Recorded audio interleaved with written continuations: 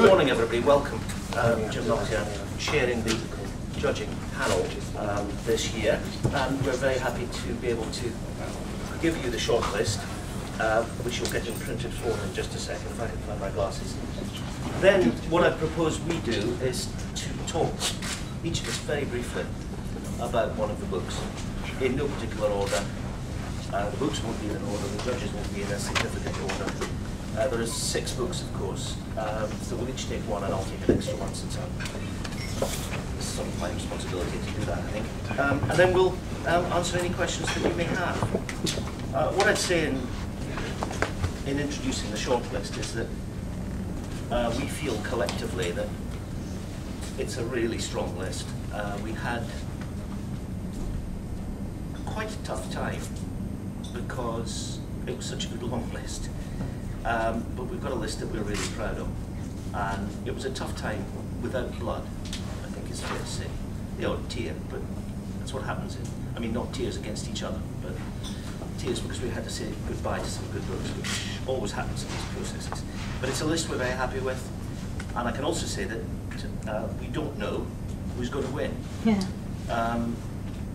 When we met to make the shortlist, I think we quite wisely and instinctively didn't really get into that at all. We spoke for a long time about who should be on the shortlist, and this is the list that we emerged with.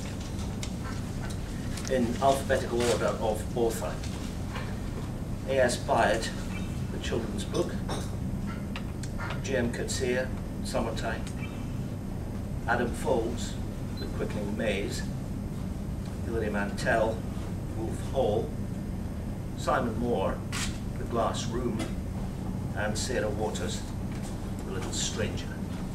Now, they're all very, very good books, which I think it's fair to say entranced us in different ways. I just want to say that we'll speak for a minute and a half, one person to each book, as I say, in no particular order. Since I'm doing 2, I'll do one first, and I might say something about The Glass Room. Those of you who have read the book will know that it's quite a hypnotic read.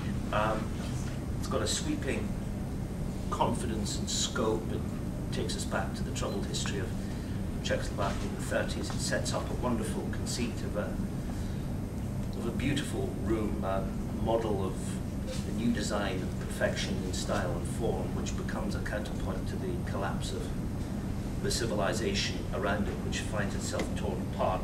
And there's also perfectly woven into it a deeply touching story of love and betrayal. And Moore is an author who clearly is on top of his form. I think he wrote 7, perhaps 8 previous novels, or 8 books, I think 7 novels. And he's produced one here in which I think we all felt there wasn't really a dud note, and rather like The Glass Room, which is the essence of the book, and it's sort of metaphor, and also the spring for its plot, because everything happens on that stage. The book itself is beautifully proportioned.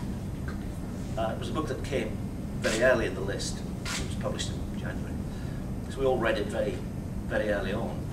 And it's quite interesting that it survived triumphantly right through to the shortlist, although it was one of the first books of the 132, including the call-ins that we made, that we all read over the 6 months. So that's The Glass Room. I might ask Lucas Miller. I should introduce, you know the judges, don't you? Lucas Miller, writer, critic, Bronte Myth, famous book in its day, with us, and evergreen.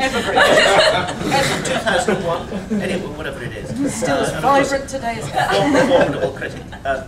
Sue Perkins, formidable at everything she does. She's actually conducting at the last night of the Proms. But as we know, a writer and performer of enormous distinction. Professor John Mullen of UCL, obviously academic of great distinction, prolific author, prolific critic, particularly, he was saying earlier, in September, before the students come back. On my far right, no significance in that remark, it was a joke, is Michael Proter of Sunday Telegraph Literary Editor of that paper, who has a kind of jeweler's eye for fiction, and he just has a sort of glint and spots things at 100 paces. And with this lot, I can assure you, a sort of surging sea of brains in the room. And there are judges who can spot a fake at 100 paces, and did at various points in the judging process, which I hope I assisted. Anyway, to turn back to the business in hand, Lucasta is going to say a word or two about AS5 and the children's school. Shall I just pick it up as well? Yes, wave it around. As you see, it's a very big book. It really has been the historical fiction. And this was one of the most enthralling examples of that, that we read. To call it a sort of rich tapestry, I will say was an understatement. It's absolutely astonishing the way all the different threads tie up. It's basically a family saga about sort of well-to-do, arty, rather sort of self-idealising but dysfunctional family going from the 1880s to the First World War. It's called the children's book because the matriarch of the family is a children's author who writes fairy tales in the sort of mould of J.M. Barrie, so it's about the cult of childhood in the late 19th century. But I think what's so extraordinary about this book is the way that it doesn't read like it's a book that's been researched. It reads like it's the accumulation of a lifetime's reading. I mean, the depth of knowledge in it is extraordinary. And I'd also say that it's the sort of book that really, really withstands analysis. You know, you go back to it again and again and you see further and further quite how carefully it's structured, quite how everything fits together. It's very impressive. It's a book with hidden depths. Thank you very much, Lucasta. That's lovely. Let's turn to a much shorter one, but one that is a tour de force in its own way, quite different in style to children's book Sue. The Quickening Maze, Adam Folds. This is Adam's second book, and it's an extraordinarily lush, lyrical book which speaks volumes about his poetic instincts and his poetic love. It tells the story of a chance meeting between one of the least successful Victorian poets, John Clare, the nature poet, and one of the most successful, the illustrious Lord Alfred Tennyson.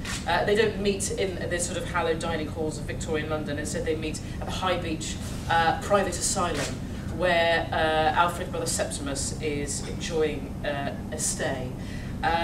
It is a book that was early to middle in the list, that has actually, I think, blossomed through rereading. It's a book that sort of whispers and unfolds itself slowly. It's a very poignant study of insanity. It looks at the artificial, almost, lines that are drawn between those who are supposedly mentally functioning and those who aren't. And it's a beautiful, beautiful piece of work. Thank you. So let's put the glass room up there as well, so that. And it's got a great recipe for hedgehogs. Sorry, I've got to say. Yes. I think hedgehogs are endangered now. You could probably use a conker shell and some squirrel's brains, but it's really, it's a very good recipe. Put hedgehogs in Scout Camp. Did you? In mud. That's why they're endangered. Yeah.